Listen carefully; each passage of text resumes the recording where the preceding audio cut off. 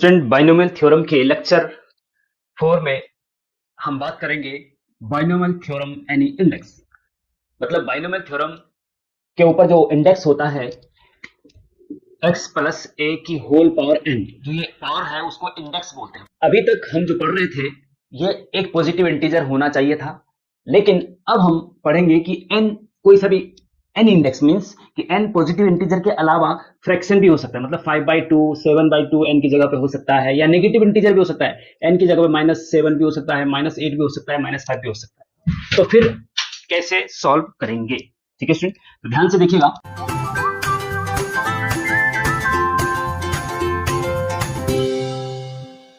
Binomial theorem N index में सबसे पहले हम लिखेंगे we know that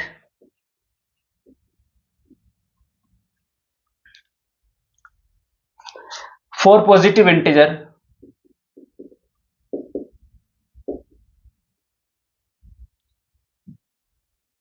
n x plus A की whole power n is equal to क्या होता था इसका प्रसार बताइए। ये तो आपको पता होना चाहिए। अगर n एक पॉजिटिव इंटीजर है तब हम क्या जानते थे x प्लस ए की पावर n?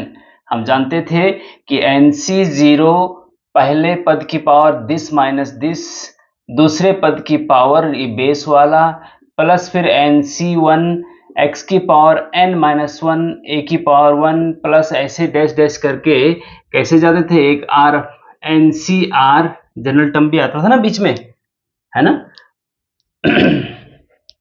ncr x की पावर n माइनस r और a की power r plus dash dash dash, last क्या होता था ncn तक जाता था ना, n प्लस 1 पदों तक जाता था। जब पावर n होती तो पदों की संख्या एक ज्यादा n प्लस 1 पदों तक जाता था। x की पावर n माइनस n और a की पावर n, ठीक है, ये होता था। अब स्टूडेंट हम थोड़ा सा इसमें चेंज कर रहे हैं धीरे धीरे, देखिएगा। अब इसमें इसको इक्वेशन 1 मान लो, या सिंपल की put x is equal to 1 and a is equal to x। इस पूरे इक्वेशन में x की जगह पे 1 और a की जगह पे x रख दो, जरा क्या रिजल्ट बनता है फिर। तो x की जगह 1 प्लस a की जगह x, तो 1 प्लस x की पावर n हो जाएगा ना, है ना। अब nc0, हाँ nc0 की वैल्यू क्या होती है 1 होती है, और x की जगह पे क्या हो जाएगा 1। ध्यान से देखिएगा, nc0 की वैल्यू 1 होती है और x की जगह पे 1 रखेंगे तो 1 की पावर कुछ भी वो भी 1 हो जाएगा, a की पावर 0 है तो वो भी 1 हो जाएगा। मतलब ये 1 हो जाएगा, कुल मिला के कहने का मतलब ये पूरा 1 हो जाएगा, ठीक है। प्लस nc1 x की जगह पे 1 हो गया तो ये पूरा 1 हो गया, a की जगह पे x हो जाएगा तो nc1 x हो जाएगा। प्लस नेक्स्ट जो होगा स्टूडेंट वो होगा nc2 x square, plus next जो होगा nc3 x क्यूब।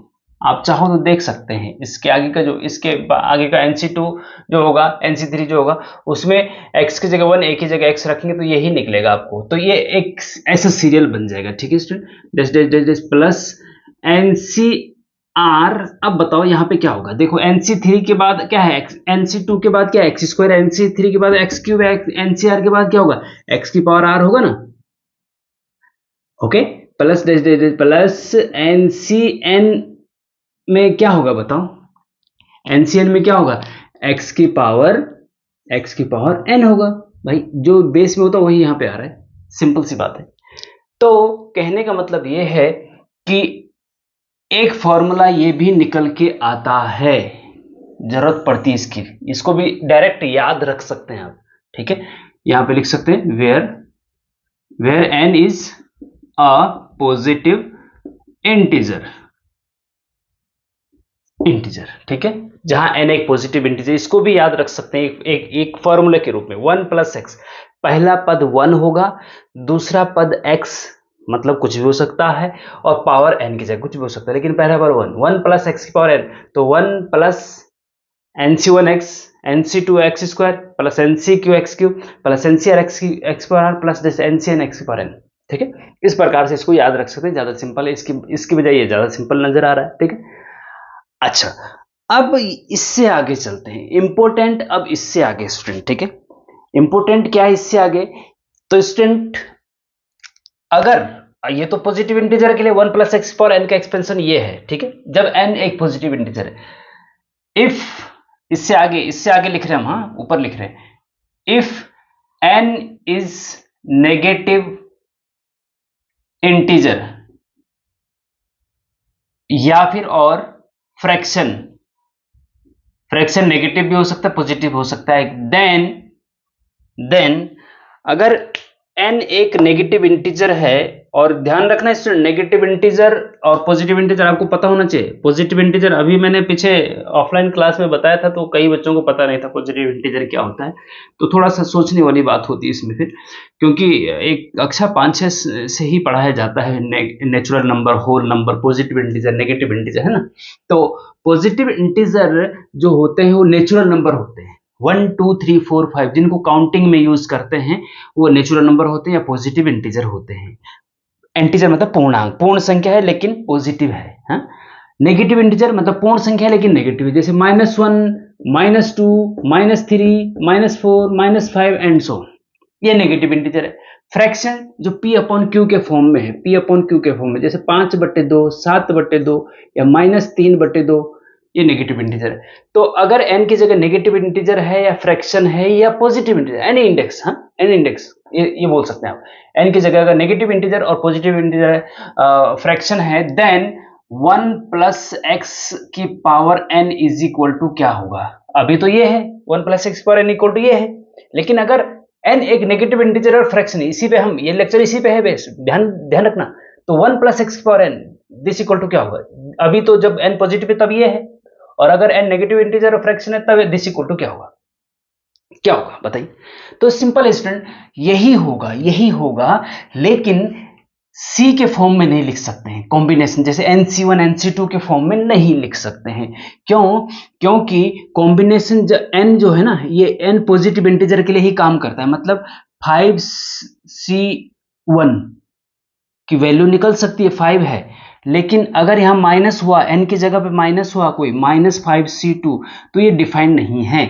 या फिर माइनस या कोई भी फ्रैक्शन हुआ 7/2C2 का मान निकालो, तो ये भी नहीं निकाल सकते हैं। -5C2 -5C2 का मान निकालो, नहीं निकाल सकते। 5C1 का मान निकाल सकते, क्योंकि n एक पॉजिटिव इंटीजर, तभी ये C काम करेगा, है ना।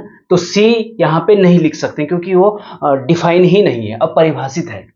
तो कहने का मतलब ये हुआ फिर कि हमें C के फॉर्म में नहीं लिखना है, तो इसको खोल करके जो आता है वो लिखना है। तो पहला पद तो भैया 1 है ही, ठीक है, प्लस NC1 की वैल्यू n होती है, n, और x तो है ही, तो nx लिख सकते हैं, nx तो लिख सकते हैं ना, C के फॉर्म में नहीं लिख सकते क्योंकि परिभाषित नहीं है ना, हाँ। प्लस NC2 को क्या लिख सकते हैं? NC2, हाँ देखो, जैसे हम 5C2 को लिखते थे ना, 5 इंटू 1 कम 4 अपॉन नीचे 2 का फैक्टोरियल, हाँ नीचे 2 का फैक्टोरियल, 2 को भी खोल सकते हैं आप, 2 इंटू 1 ऐसे भी कर सकते हैं आप, खोल सकते हैं। अब देखिए 5C2 को ये कर सकते हैं, तो NC2 को क्या लिख सकते हैं? n इंटू 1 कम करो, मल्टीप्लाई n-1 और नीचे 2 का फैक्टोरियल, ठीक है, और फिर x² लिख सकते हैं कि नहीं? कोई दिक्कत तो नहीं है ना, हाँ ठीक है, ओके।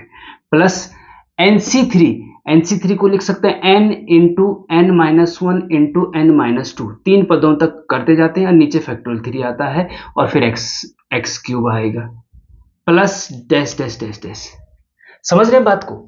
मतलब C के फॉर्म में नहीं लिखना, लेकिन इसी को खोल के लिख देना है, ऐसा लिख सकते हैं आप जब नेगेटिव इंटीजर होगा, ध्यान रखना इस चीज का, हाँ ओके। आगे बढ़ते हैं। अब स्टूडेंट इसमें एक आता है बीच में जनरल टर्म भी आता है, ठीक है, जनरल टर्म भी आता है। तो जनरल टर्म हम जैसे NCR को खोलना है तो क्या होगा? n into n-1 into n-2 into dash dash dash dash, क्या होगा? n माइनस, देखो पहला पद दूसरा पद, r पदों तक जाएगा ना, पहला पद दूसरा पद, दूसरे पद में 1 माइनस हो रहा है, तीसरे पद में n से कितना माइनस हो रहा है? 2, चौथे पद में कितना माइनस होगा? 3, तो rवें पद में कितना माइनस होगा? r-1, तो n में से कितना माइनस होगा?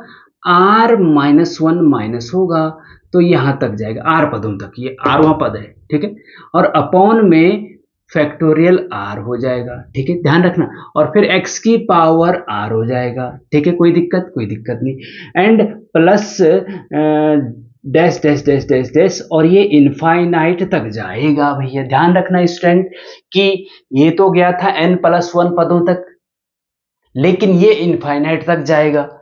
जब 1+x की पावर, जब इंडेक्स नेगेटिव या फ्रैक्शन हो, तब पदों की संख्या इनफाइनाइट होती है। ध्यान रखना, 2 मार्क्स का पूछा जाता है, ये इनफाइनाइट तक जाएगा। ठीक है, अब ये क्यों नहीं जाएगा इनफाइनाइट तक? इसका कारण ये है कि ये n+1 पदों तक जाएगा।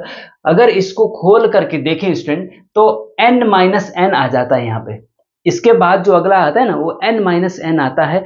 हर पद में n-n आता है तो n-n 0 हो जाता है, सारे के सारे 0 हो जाते हैं। कहने का मतलब ये, छोड़िए उसको, छोड़िए। अब फिलहाल हम सिंपल से बता रहे हैं कि इसका जो प्रसार है ये है और ये इनफाइनाइट तक जाता है। बस ये बहुत इंपॉर्टेंट है, इसको आपको याद रखना है, इसको भी याद रखना है। ठीक है, इसको याद रखना है। अब यहां पे लिख where n is negative integer और फ्रैक्शन, और लिखा है ऊपर, कोई दिक्कत वाली बात नहीं। लेकिन इससे ज्यादा इंपॉर्टेंट ये लिखना है हमें नीचे, वेयर जो, हाँ, where first term is equal to 1 always. जो पहला पद है ये तभी काम करेगा, ये वाला फॉर्मूला। ध्यान रखना, बहुत इंपॉर्टेंट बात बता रहा हूं कि जब पहला पद 1 होगा, फर्स्ट टर्म 1 ऑलवेज, सदैव 1 होना चाहिए पहला टर्म। एंड जो सेकंड टर्म है x, जो है, जो सेकंड टर्म x है, वो -1 is less than x is less than 1 होना चाहिए। मतलब जो सेकंड टर्म है वो -1 और 1 के बीच होना चाहिए। इसको ऐसा भी लिखा जाता है कि mod x की वैल्यू लेस देन 1 होनी चाहिए। mod x लेस देन 1 को ऐसा भी लिख सकते हैं, -1 less than x is less than 1। तो mod x लेस देन 1 समझ में नहीं आ रहा तो ये समझ लीजिए कि x की जो वैल्यू है, सेकंड पद जो है वो -1 और 1 के बीच होना चाहिए। बहुत इंपॉर्टेंट चीज है, ठीक है।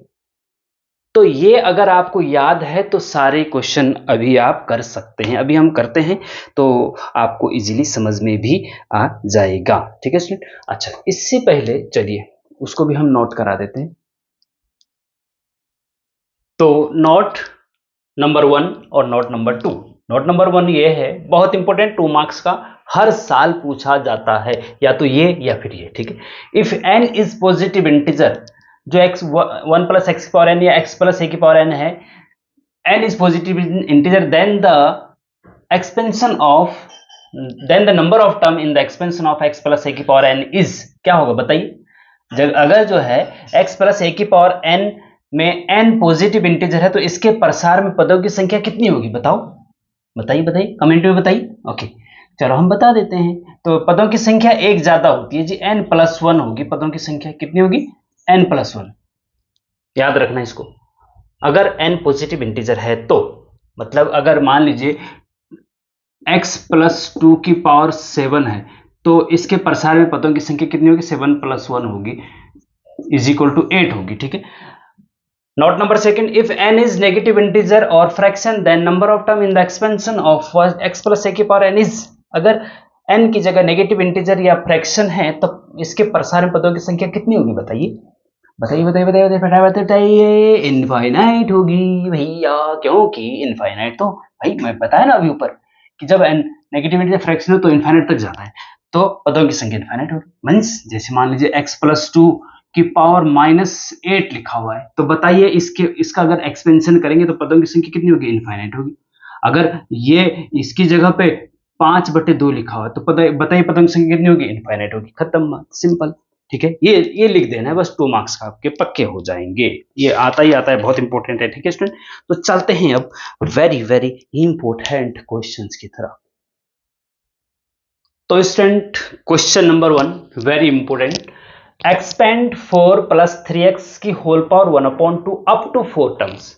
मतलब ये 4 + 3x की होल पावर 1/2 का प्रसार करना है 4 पदों तक। कहां तक? 4 पदों तक प्रसार करना है। तो स्टूडेंट, ये आपको पता है कि जो पावर है ये क्या है? फ्रैक्शन है। और फ्रैक्शन है तो कौन सा फॉर्मूला लगेगा? जो इससे पहले मैंने बताया, एनी इंडेक्स वाला। ठीक है, उसमें हमने क्या बताया था? उसमें यह बताया था हमने कि जो 1 + x की पावर n है वो उसका प्रसार ऐसा किया जाता है 1 plus N x plus n into N minus one upon factorial 2x² plus ऐसे ऐसे करके, ठीक है ना। तो और दूसरा ये भी बताया था कि जो पहला पद है 1 होना चाहिए और जो दूसरा पद है वो -1 और 1 के बीच होना चाहिए, ठीक है। तो क्या करेंगे भैया, देखिए, देखो आपके पास दे रखा है 4 प्लस 3x की पावर 1/2, ठीक है, इज इक्वल टू, अब पहला पद 1 होना चाहिए ना, तभी तो ये वाला फॉर्मूला लगाएंगे, है ना। चलो इस फॉर्मूले को हम पूरा ही लिख देते हैं यार, थोड़ा सा समझ में भी आएगा आपके, अच्छा ना, कि यहाँ पे लिख देते हैं, चूंकि 1 प्लस एक्स की power n is equal to 1 plus N x, याद रखेंगे 1 प्लस एन एक्स प्लस, जैसे मुझे याद है, n minus one upon factorial 2x² plus next पद क्या होगा, n into N minus one और n minus two upon factorial 3 और x³ plus dash dash dash infinite तक, 1 2 3 4 4 पदों तक उसको एक्सपेंड करना है, तो हमने 4 पदों तक ही लिखा है, कोई दिक्कत नहीं इसमें, ठीक है। अब इसमें सबसे पहले हमने पहला पद को 1 करना है, क्योंकि 1 प्लस एक्स के फॉर्म में बनाना है हमें। तो पहला पद 1 कब होगा, ध्यान देना स्टूडेंट, बहुत इंपॉर्टेंट है। 4 कॉमन लेंगे भाई, 4 कॉमन लेंगे तो यहां 1 बचेगा ना अंदर, है ना। तो 4 कॉमन ले लो भैया, पूरे से लेना पड़ेगा, ऐसा नहीं कि एक से होगा, वो तो नियम है मैथ्स का कि भाई अगर ब्रैकेट के अंदर से 4 कॉमन ले रहे हैं तो यहां से भी आएगा, यहां से भी आएगा 4। तो जो 4 बाहर आएगा, 4 जो बाहर आएगा, क्योंकि होल पावर 1/2 है, होल पावर क्या है 1/2 है, तो जो 4 बाहर आएगा उसके पावर में 1/2 भी आएगी, क्योंकि पूरे की पावर 1/2 थी ना, तो जो 4 बाहर आया उसकी पावर 1/2 भी आएगी, जो यहां पे पावर होगी वो इसके बाहर भी आएगी, जो 4 कॉमन लिया ना इसलिए, ओके। अब ब्रैकेट के अंदर यहां 4 कॉमन ले ले तो यहां क्या बचा, 1 बचा जी, प्लस यहां पे क्या हो जाएगा, यहां पे हो जाएगा 3x/4, ये 4 कॉमन लिया तो यहां बटे में 4 जाएगा ना, क्योंकि यहां 4 तो था नहीं, बटे अगर 4 का अंदर मल्टीप्लाई करें तो यहाँ 4 हो जाएगा, यहाँ पे 4 इंटू 3x/4, तो 4 से 4 कर देगा, 3x वापस वही आ जाएगा, है ना। तो ये हो जाएगा जी, और पावर 1/2, समझ रहे हैं बात को, ओके। इज इक्वल टू, आगे बढ़ते हैं, 4 की पावर 1/2 कितना होता है, 4 की पावर 1/2 मतलब 2, भैया ऐसा है, 4 की पावर 1/2 का मतलब होता है कि 4 का वर्गमूल, स्क्वायर रूट, 4 का वर्गमूल, हाँ 4 का वर्गमूल, हाँ 4 का वर्गमूल 2 होता है, सिंपल सी बात है ना। तो ये तो 4 का वर्गमूल 2 आ गया। अब इसको खोल दीजिए, 1 प्लस एक्स की पावर 1/2, एन की जगह पे 1/2 है और एक्स की जगह पे 3x/4 है, बस ध्यान रखना इसको, और सारा यही फॉर्मूला लगा दीजिए। दूसरी चीज मैंने बताई थी, जो सेकंड पद है वो -1 और 1 के बीच होना चाहिए, तो 3x/4, 3/4 है ना, तो 1 से छोटा होगा, 3/4 है 1 से छोटा होगा, तो x की जगह कुछ भी होगा तो वो 1 से छोटा ही होगा, -1 और 1 के बीच होगा, ठीक है स्टूडेंट, तो ये भी हो गया। अब सीधे ये फॉर्मूला लगा दीजिए, तो 1 प्लस एक्स की पावर n इज इक्वल, तो x की जगह पे आएगा 3x/4 और n की जगह पे आएगा 1/2, इधर सब में रख दो, तो इसका प्रसार करो, ये तो 2 तो बाहर रहेगा, इस बड़ा ब्रैकेट लगा दो और प्रसार कर दो, ठीक है। 1 plus N x, 1 plus N x, n क्या है, एन है 1/2 इंटू एक्स क्या है, एक्स है 3x/4, ठीक है ध्यान रखना, प्लस एन इंटू एन मतलब 1/2 इंटू 1/2 -1, एन इंटू एन -1 है ना, और अपॉन क्या है फैक्टोरियल 2 है, तो 2 का फैक्टोरियल, और x² मतलब x की स्क्वायर की जगह 3x/4 का स्क्वायर आएगा भैया, ठीक है ध्यान रखना इस चीज का, हाँ बिल्कुल, ओके। प्लस अब इस पे जाओ चौथे पद पे, n मतलब 1/2 इंटू 1/2 -1, फिर 1/2 -2, ठीक है, n -2 मतलब 1/2 -2 अपॉन फैक्टोरियल 3 और इंटू x³ मतलब 3x/4 की पावर 3, x की जगह 3x/4 आएगा, ठीक है, ओके।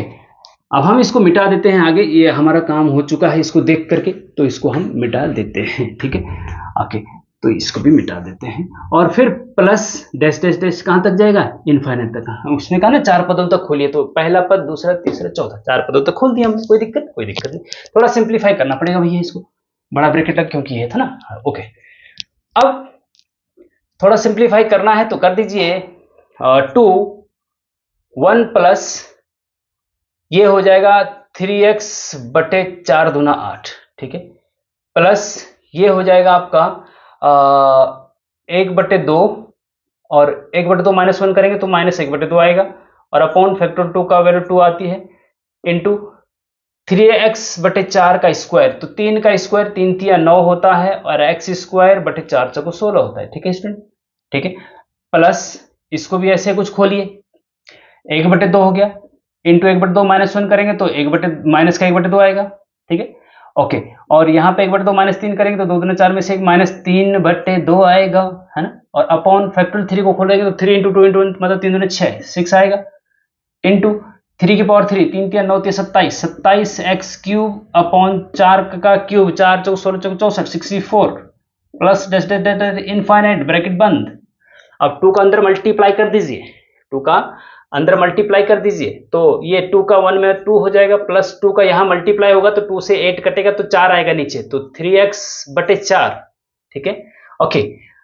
अब यहां से 2 का यहां मल्टीप्लाई किया तो 2 से 2 कट जाएगा, इसको हटा, 2 से 2 कट गया तो 1/2 ये माइनस का हो जाएगा, बल्कि ना माइनस का हो जाएगा, तो 1/2 गुणा 1/2 1/4 नीचे आएगा, ऊपर 9x² 4 गुणा 16, 4 गुणा 16 कितना होता है, 16 × 64 64, ठीक है, 2 से 2 कट गया, समझ रहे बात को।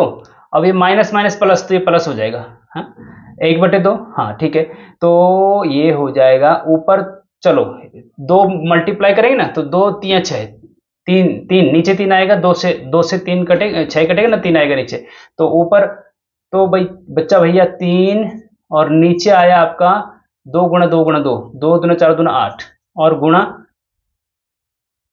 2 से 6 कटा था वो 3 आया, हाँ, into 27x³ upon 64 plus infinite, 3 से 3 कटेगा, ठीक है, और सिंप्लीफाई करना है तो और भी कर सकते हैं आप, 8 × 64 करो, 27/30 आएगा, और आंसर आ गया। 4 पदों तक प्रसार करना है, बस खत्म बात, है ना। तो सिंप्लीफाई और थोड़ा सा और करना है तो 2 + 3x/4 -9x² 64, ठीक है, और जो इनको सिंप्लीफाई करके हमारे पास आया वो ये आया कि ऊपर तो 27x³ है, नीचे 8 और 64 का मल्टीप्लाई करेंगे तो 512 आएगा, प्लस इनफाइनाइट।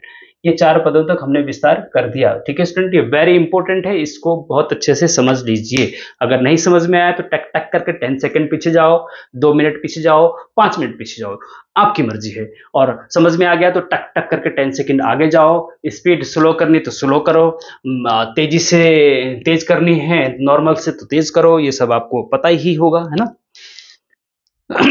तो अब हम आपको होमवर्क के लिए कुछ क्वेश्चंस दे रहे हैं स्टूडेंट। क्वेश्चन नंबर 2, ठीक है, क्वेश्चन नंबर 2। तो स्टूडेंट ये क्वेश्चन नंबर 1 हम करा चुके हैं, क्वेश्चन नंबर 2 होमवर्क के लिए सेम इसी के जैसा है, क्वेश्चन नंबर 3 भी होमवर्क के लिए है, ठीक है। Expand 1 - x² 7/2 up to 4 terms, ठीक है, और इसको भी 8 + 3x² 2/3 को अप टू 3 टर्म्स तक प्रसार करना है, ठीक है। Question number 4, find the cube root of 100 correct to the 2 decimal places. हाँ, 100 का घनमूल निकालिए दशमलव के 2 स्थानों तक, ठीक है, हाँ 100 का घनमूल और दशमलव के 2 स्थान तक, और बाइनोमियल थ्योरम से निकालना है, ठीक है। क्वेश्चन नंबर 5, फाइंड द, हाँ ये भी इंपॉर्टेंट है, हाँ इंपॉर्टेंट है, फाइंड द, ये तो खैर वेरी वेरी इंपॉर्टेंट है ना, find the number of term in the expansion of 2 - x⁻⁻5, ठीक है, मतलब 2 - x⁻⁻5, find the number of term in the expansion. बताइए क्या होगा नंबर ऑफ टर्म, इसके एक्सपेंशन में नंबर ऑफ टर्म क्या होंगे। तो भैया ये तो सिंपल है, अगर आपके दिमाग में आ रहा है ये पता नहीं कैसे होगा, तो इसका आंसर सिंपल है कि इनफाइनाइट लिख दो और 2 नंबर पक्के हो जाएंगे, आंसर बस खत्म बात, ठीक है।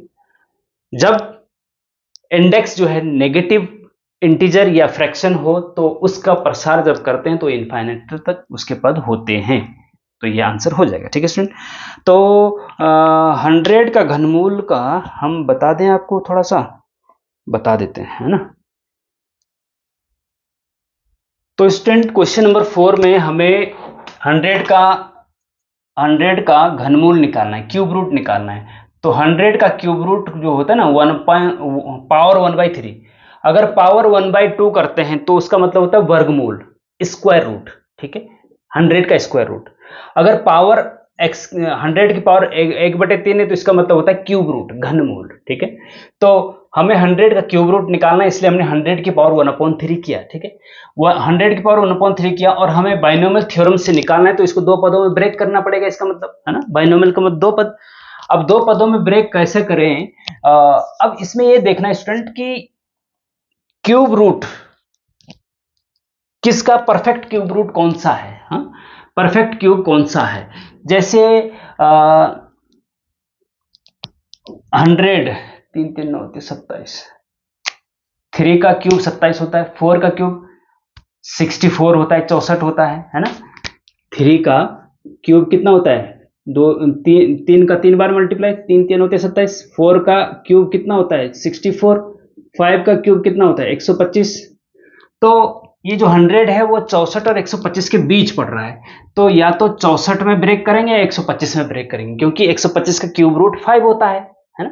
जब 5 का क्यूब 125 होता है तो 125 का क्यूब रूट क्या होता है, क्यूब रूट मतलब 1/3 5 होगा, है ना।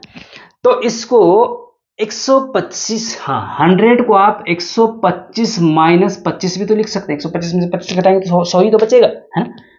और उसकी पावर 1/3।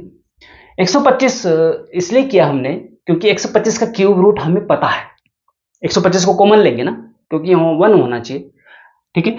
तो 100 को हमने लिख दिया 125 माइनस 25। अब 125 को कॉमन लेंगे, क्योंकि हमने बताया ना पीछे कि 1 प्लस एक्स की पावर n का प्रसार तभी कर सकते हैं आप जब फ्रैक्शन, जब पहला पद 1 हो, हाँ, पहला पद 1 हो, तो ये पहला पद 1 होना चाहिए, तो ये 1 कब होगा, जब 125 को कॉमन लेंगे। 125 को कॉमन लेंगे तो उसकी पावर 1/3 भी साथ चलेगी, क्योंकि होल पावर 1/3 है। 125 कॉमन लिया, अंदर यहाँ क्या बचा, 1 बचा, माइनस 25/125 हो जाएगा, है ना। 125 को मिले तो 125 यहां बटे में जाएगा ना, और पावर 1/3, ठीक है, ये अलग है, समझ रहे, इज इक्वल टू। अब देखिए 125 का क्यूब 5 होता है, तो ये 5 आ जाएगा भैया, इसका मान 5 आ जाएगा, और ब्रैकेट के अंदर 1 माइनस 25 और 125, 25 से कम 25, 25 5 125, तो 1/5 की पावर 1/3 इज इक्वल टू। अब इसको एक्सपेंड कर दो, अब इसको एक्सपेंड कर दो। एक्सपेंड कैसे करेंगे? 5 अपनी जगह पे है, ठीक है, इसको एक्सपेंड 1, देखिए 1 प्लस एक्स की पावर n है ना, तो 1 प्लस एक्स की पावर n का प्रसार जब करते हैं तो 1 प्लस एन एक्स आता है। 1 प्लस एक्स की पावर n का जब प्रसार करते हैं 1 plus N x plus n into N minus factorial 2x² plus dash dash dash, ऐसा था ना। तो यहाँ पे n की जगह पे 1/3 है और x की जगह पे माइनस 1/5 है। ध्यान रखना इसमें x की जगह पे माइनस, जब यहाँ माइनस होता है बीच में तो माइनस भी x के साथ काउंट किया जाता है, तो x की जगह माइनस 1/5 है, ध्यान रखना इस चीज का, ठीक है। आप चाहो तो यहाँ प्लस करके माइनस भी लगा सकते हैं, लेकिन सिंपल मान लीजिए, ठीक। 1 plus N x, 1 plus N x, n कितना है 1/3, x कितना है -1/5, ठीक है, plus n 1/3, n into N minus 1 मतलब 1/3 माइनस 1 अपॉन फैक्टोरियल 2, और इंटू एक्स स्क्वायर मतलब -1/5 का स्क्वायर। ध्यान रखना इसको ब्रैकेट में रखेंगे माइनस वाले को, हाँ, और plus dash dash dash infinite तक जाएगा, कोई दिक्कत नहीं, इज इक्वल टू। देखिए आगे 5 तो ये बाहर है, आगे देखो 1, अब ये माइनस है तो माइनस आ जाएगा भैया, ऊपर 1/5 थी 15, ठीक है। ओके, आगे सॉल्व करेंगे तो ये 3 एकम 3 में से एक गए -2/3, -2/3, तो इसका मतलब ये आगे माइनस आएगा, है ना, यहाँ पे माइनस आएगा, -1/3, और ये हो जाएगा -2/3, माइनस आगे आएगा तो 2/3 बचेगा, ठीक है, अपॉन फैक्टर 2 खोलेंगे तो 2 आएगा, और ये क्या हो जाएगा इंटू 1/, माइनस का स्क्वायर तो प्लस हो जाएगा, 5 5 25 हो जाएगा, ठीक है, plus dash dash dash dash. इसको थोड़ा और सिंप्लीफाई करेंगे